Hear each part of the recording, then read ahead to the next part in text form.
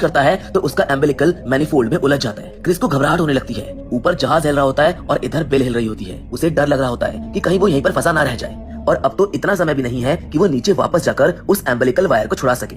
Dave भी इस बात से परेशान होता है। वो खुद एम्बिलिकल पकड़कर थोड़ा ऊपर चढ़ता है, लेकिन देखता है कि क्रिस का एम्बिलिकल बहुत ज्यादा खिंच चुका है। डेव जल्दी से क्रिस से कहता है कि सुनो, तुम्हारा एम्बिलिकल टूटने वाला है। वो जैसे ही टूटेगा तुम डरना मत। तुम अपने हेलमेट का बेल आउट एलाइन ऑन कर देना। उससे तुम्हें कम से कम 10 मिनट तक का ऑक्सीजन मिलता रहेगा। वो आगे कहता है कि मैं अभी ऊपर जा रहा हूँ, लेकिन तुम्हें लेने फिर लौटकर जरूर आऊंगा। तब तक मैनिफोल्ड के ऊपर ही रुके रहना ताकि मैं तुमको ढूंढ सकूं। अगर तुम हिले तो तुम्हें ढूंढना नामुमकिन हो जाएगा। अब जैसे ही डेव ये बात पूरी करता है, अचानक से क्रिस का एम्बिलिकल जोर से टूट जाता है और उस झटके से क्रिस उस मैनिफोल्ड से दूर उछल जाता है, वो भी समुद्र की गहराई में और घनघोर अंधेरे में। उधर जहाज आगे बढ़ता जा रहा होता है। डेव किसी तरह से अपना एम्बिलिकल संभाल कर बेल तक सुरक्षित लौट आता है, लेकिन उसके चेहरे पर साफ चिंता दिखाई देती है।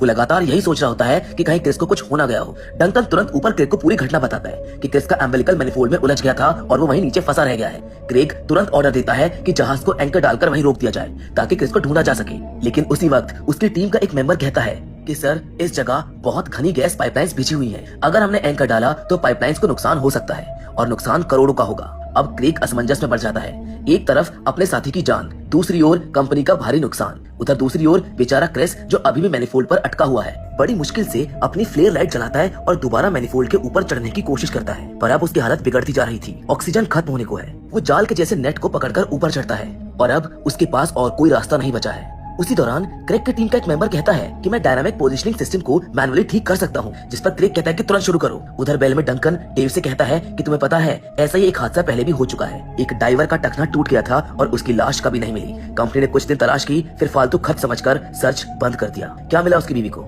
सिर्फ एक डिब्बा जिसमें उसके पति की कुछ चीजें थी। मुझे डर लग रहा है कि कहीं क्रिस के साथ